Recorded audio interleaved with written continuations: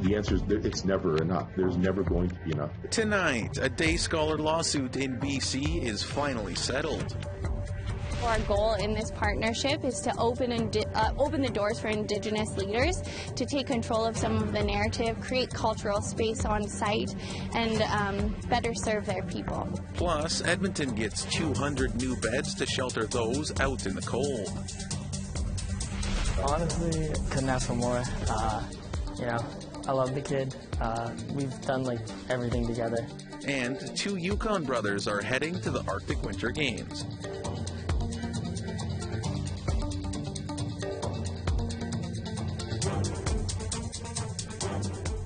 Good evening, Tansei Anin, everyone, and welcome to APTN National News. I'm Daryl Stranger. It's nice to be back on the desk after Priscilla Wolfe did such a wonderful job the last 2 weeks. All right, to our news tonight now. It will cost Canada $2.8 billion to settle a class action lawsuit of former students of residential schools. The settlement seeks reparations for language and culture loss for school survivors from 325 First Nations and builds upon the 2021 Gottfriedson Day Scholars Agreement. APTN's Fraser Needham has more on the settlement, which was first announced on the weekend. John Phillips was not at Saturday's press conference given by Crown Indigenous Relations Minister Mark Miller, but he is one of the lawyers who worked on behalf of the plaintiffs, and he says the agreement is unique because it allows First Nations to spend programming dollars in ways they see best. Canada imposed the residential school policy. It developed curriculum, it imposed a teacher, it provided a school, and it pounded the language and culture and identity out of the Aboriginal children for 70 years. What we're trying to do in some small way is to reverse that by letting the band decide, take the education example, what teacher, what curriculum, what school, and what program they want the children to be in. The money will be placed in a not-for-profit trust independent of government. It will be used for programming built on the 4 pillars of revival and protection of Indigenous languages, revival and protection of Indigenous cultures, protection and promotion of heritage, and wellness for Indigenous communities. At Saturday's press conference in Vancouver, Minister Miller said no amount of money can ever make up for what the residential school system took away, but he hopes this is a start. What it can do is help address the collective harm caused by Canada's past, a deeply colonial one, and the loss of language, the loss of culture, and the loss of heritage. Also at the press conference, former Kamloops Band Chief Shane Gottfriedson said residential schools wiped out Indigenous ways of governing, speaking, and doing. That Canada's policy of attacking our language and culture for over 120 years had devastated our own system of government and laws, and seriously impacted our language. As Chief Sparrow talked about, he doesn't speak the language, and neither do I, unfortunately. Like Miller, Phillips says no amount of financial compensation can replace what has been lost, but at the same time, the settlement agreement must be seen as significant. The answer is that it's never enough. There's never going to be enough. But is this what we can achieve practically and really to try to get some level of reconciliation and some fixed communities? Yes. The fact of the matter is the $2.8 billion is a single line item in the federal budget. It's a big deal. The agreement will now go before the federal court for approval at the end of February. Fraser Needham, APTN National News, Ottawa. We want to hear what you think about the settlement and any other thoughts you may have. Here's how to continue the conversation. You can send your emails to news@aptn.ca, or you can leave a comment on aptnnews.ca. You can also find us on Facebook, Twitter, Instagram, YouTube, and TikTok. Follow APTN News to join the conversation and see our latest stories. A new winter shelter opened in West Edmonton on Friday. Operators say with those unhoused on the rise in the city, it's badly needed. APTN's Chris Stewart has more. This former hotel in Edmonton is now beginning to house people who don't have their own homes. Crashing at a friend's place, or living on the streets. And in the prairies in January, that can be deadly. The Jasper Place Wellness Center is operating the shelter with $7.5 million from the city and the Tall Tree First Nation, who are the hotel's owners, they're letting them use their building. The Wellness Center's goal is to help people find permanent housing. Taylor Soroka is the co-founder. So we have 59 rooms that will have a phased approach to having people move in, and people who are currently experiencing homelessness and are working with our Housing First teams will be the first people to move in as they work their path into finding permanent housing that meets their needs. By mid-February, 209 spaces will be filled. 62% of the individuals we serve are Indigenous, so our goal in this partnership is to open the doors for Indigenous leaders to take control of some of the narrative, create cultural space on site, and better serve their people. Soroka says rising rents has put housing out of reach of many people. As a resident of West Edmonton myself, historically I've seen homelessness and unhoused individuals really expand across the community. So we're hopeful that people will engage in this project with us and we can start to change the face of poverty here in West Edmonton. The shelter will stay open until May 31st. Chris Stewart, APTN National News, Edmonton. A container ship leaked fuel into the ocean just off the city of Vancouver over the weekend. It's a small spill, less than 1 barrel of oil, but it has many people worried. According to West Coast Marine Response, who was tasked with cleaning up oil spills, about 100 liters of fuel was first spotted Saturday. Booms were immediately put in place to stop the spread, and it's anticipated that the fuel will eventually disperse on its own. It's almost incomprehensible the extent to which the marine traffic around here is going to increase with Trans Mountain. Right now, any day you look out here, you'll see 15, 16, 19 boats waiting for a berth to unload. And there just aren't that many more places for them to wait.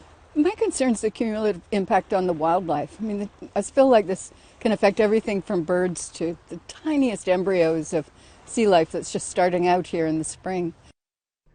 Ottawa police are increasing their presence in the downtown core ahead of the one-year anniversary of the so-called Freedom Convoy. Ottawa's police chief is scheduled to provide an update later today on preparations for a possible Freedom Convoy 2.0.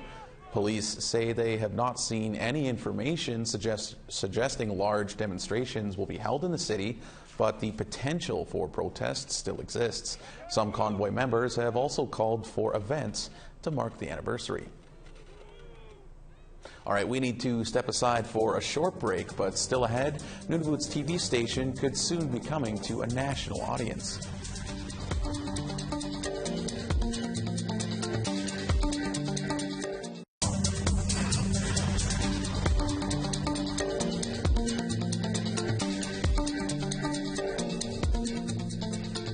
Welcome back to APTN National News. In 2021, the Nunavut Independent Television Network launched Uvagut TV, a 24-hour, 7-day-a-week station. It delivers 90% of its programming in the Inuktitut language. And NITV is now in the process of applying to the CRTC to take the station to a national audience. To explain more, we're joined by Lucy Tulugarjuk, NITV's Executive Director, and Kaya Robinson, the Secretary-Treasurer of NITV's Board of Directors. Lucy, Kaya, thank you so much for joining us here on APTN National News. So first off, Lucy, maybe we'll start with you. Can you tell us why NITV wants to take Uvagut TV national? Inuit live in the Arctic and throughout Canada, and I believe that Inuit should have their rights to hear Inuktitut on TV, and non-Inuit to learn about Inuit from Inuit. Thank you. And Kaya, I'll ask you this next question here. It seems other networks do offer some Inuit language broadcasting at least. Why is there a need to go national? The need really comes from the community who have expressed the need to have language 24/7. Inuktitut language content and cultural content. Not a criticism of the other networks that do provide it. That has been a really instrumental resource, but there is a growing need to have access all day to Inuktitut language and culture, and it really speaks to the need for language and cultural protection and revitalization, and for Inuit to have a space in the broadcast and network world that reflects them by them. And Lucy, I'll come back to you for this question. How much of an effect do you think television can have on language and culture loss and revitalization perhaps as well? I've seen it. I lived it. Lived before the TV came to Igloolik.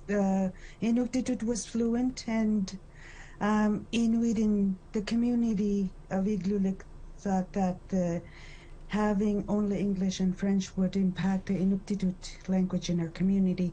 And 35 years or so, 40 years later, it does have an impact in our community, in our language. There's children now who are able to speak in English. At our age, when we were their age, we were not able to speak English. But I think that going to preschool, for example, they may count 1, 2, 3 instead of atawsak mahok pingasut in our own language, for an example. So it has had an impact. Before the TV existence, we would speak in Inuktitut in the early 80s, counting in Inuktitut. And so now we're recollecting. Some villages or some communities have a stronger Inuktitut, and the bigger the community, the English is stronger than the Inuktitut. So I think that it has a big impact in Inuit language. Well, that's certainly great news to hear. And Kaya, what kind of programming do you expect to broadcast if you do go 24/7? Well, Uvagut TV is already broadcasting, has been for about 2 years now, through some northern networks and online. And the content is geared towards different segments of the population, children's programming, also current events programming. Lucy runs a live show that deals with sort of contemporary issues. Uvagut TV has also been really instrumental in broadcasting different regulatory processes, like mining applications and land planning work within the Nunavut territory. And that has been really important for public engagement in these processes. So, you know, the goal is to have a revenue stream that allows for more production, more content that's in Inuktitut. It would be great to have, you know, children's TV programs, talk shows, you know, maybe daytime dramas, you know, that whole content spectrum. And you have, you know, a need for that and I think a right to it. Mm-hmm. Well, the daytime dramas would certainly be unique, and a lot of people, I'm sure, would love that. And I'll open up my last question to the both of you, or whoever wants to answer it. What do you hope viewers who don't speak Inuktitut, I'm still having trouble with that myself, might learn if they do come across your network? Our own stories, our culture, our language, and our way of living, that we are modernized. We are currently always updating with the rest of the world. Thank you. Yeah, and the content's also, there's subtitles. The intention is to have subtitles, so you won't need to understand Inuktitut to be able to appreciate the content. And I think as a non-Indigenous person myself, I think in a Canadian living in southern Canada, the importance of seeing Inuit content by Inuit is so important for, I think, reconciliation and relationship building generally. I think, you know, Commissioner Sinclair has said, you know, it's education that brought us here. It's education that's going to bring us forward. And this is an amazing forum for Inuit to educate and for non-Inuit Canadians to educate themselves. I think it would have a tremendous impact on, you know, us as a nation in a good way. Well, that's really well said, Kaya. Lucy, Kaya, we'll have to leave it there, but thank you both so much for joining us here today and sharing a little bit of insight with us.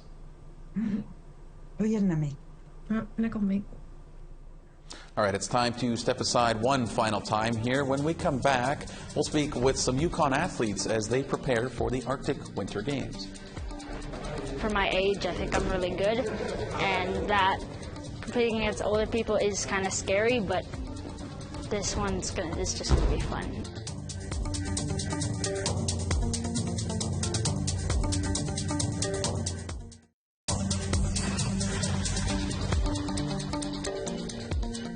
Welcome back. It's time now for our photo of the day. Jason Chanakis and our Hockey Night in Canada in Cree crew was headed home on Sunday, and look who they ran into at the airport. That's Jordan Tutu. Here he is pictured with Jason on the right, and also in the photo are Earl Wood beside Jason and play-by-play announcer Clarence Iron on the left. It's a great photo there, Jason. You can send your photos to us at share@aptn.ca for the chance to be our next photo of the day. All right, now let's take a look at tomorrow's weather forecast. We start over on the East Coast, 6 in St. John's and 2 degrees in Halifax. -9 in Happy Valley Goose Bay with snow, and -26 in Kuujjuaq. 0 degrees in Quebec City and 1 degree in snow in Montreal. Some snow and 2 degrees in Toronto and -2 in North Bay. -13 in snow in Timmins and -22 in Big Trout Lake. -27 in Churchill and clear and -21 in Thompson. -13 in Barons River and snow and -10 in Winnipeg. -4 in Regina and snow and -5 in Saskatoon. More snow and -3 in Buffalo Narrows and snowing and -19 in Stony Rapids. As we head west, -10 in snow in Fort Chipewyan and 0 in Peace River. 3 degrees in Edmonton and 2 in Calgary. 5 and some rain in Vancouver and 5 in Campbell River. 1 degree with some light snow in Smithers and -5 in Fort Nelson. 3 degrees in Whitehorse and -10 with some snow in Dawson. -16 in Wrigley and -8 in Trout Lake. -21 in Inuvik and -19 in Colville Lake. Clear and -30 in Cambridge Bay and -34 in Chesterfield. Clear and -33 in Resolute and -17 in Iqaluit.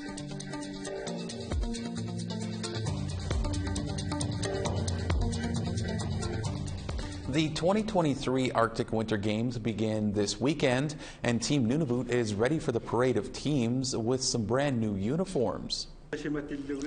Team Nunavut members were at the Legislative Assembly recently for a bit of a fashion show, showing exactly what you can expect to see from Team Nunavut. And that is Nunavut colors and the always sought-after Nunavut pin set. If you collect all the parts, it shows Inuit making an igloo. As Nunavut's Minister of Community and Government Services notes, this team has waited a long time due to the last games being cancelled by COVID. And this is an especially significant mark today, since it's the first Arctic Winter Games since 2018, when the South Slave region in the NWT hosted. And with the 2023 Arctic Winter Games set to take place in Fort McMurray, Alberta this weekend, there's just one more week of practice to go. Our reporter Sarah Connors caught up with some Arctic sports athletes from the Yukon to see how they're feeling about the upcoming games. Here's that story. Colin Sayas and his team are practicing the 1-foot and 2-foot high kick. A traditional game originally played by the Inuit, it requires athletes to use explosive force while keeping their balance. At 13, Sayas is the youngest athlete from the Yukon to compete in Arctic sports at the upcoming Arctic Winter Games. For my age, I think I'm really good, and that competing against older people is kind of scary, but this is just gonna be fun. And Sayas is a member of the Kawane First Nation. He's one of a few First Nations athletes from the Yukon that will compete in Arctic sports at this year's Games. One of the others is his older brother, 16-year-old Hudson. The Games will be their first major sporting event outside of the Yukon. Honestly, couldn't ask for more. You know, I love the kid. We've done like everything together, so it's kind of just amazing, both of us going to our first major event together. The Arctic Winter Games is a high-profile circumpolar sport competition for northern and Arctic athletes. Held every 2 years, it includes sports like alpine skiing, curling, and hockey.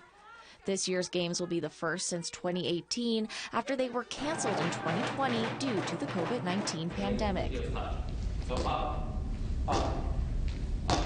Coach Eric Porter will also be competing this year. He says unlike a lot of mainstream sports, the Arctic Winter Games encourages social and cultural exchanges. You're going to see a lot of like dances and performances like that, cultural stuff, and honestly just a whole week long of good festivities. The 2023 Arctic Winter Games will run from January 29th to February 4th in Wood Buffalo, Alberta. The Sayas brothers say they can't wait to compete with other northern athletes. I think it's just that there's so many different sports happening in one specific place that it's just such a good vibe, and you're just super excited and feel like you can do good, hopefully. Sarah Connors, APTN National News, Whitehorse. It's been a decade since the Idle No More movement swept across Canada, and APTN News was there as history was made. Filmmakers Tim Fontaine and Rick Harp followed the movement in a 2020 documentary, The Power Was With Us. It will be featured on In Focus this week to talk about the journey, and in the meantime, you can watch the entire two-part documentary on APTN's on-demand service, Lumi. And here is a quick preview.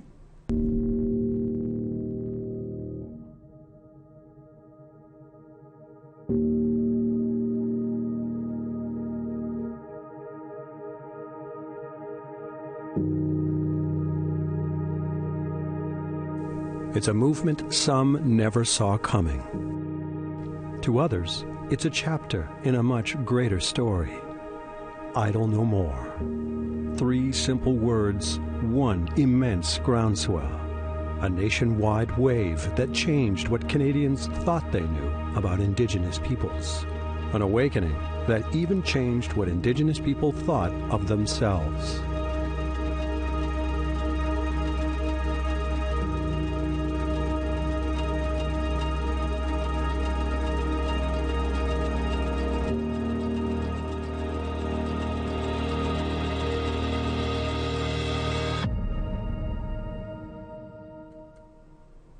You can go to aptnlumi.ca to watch that now.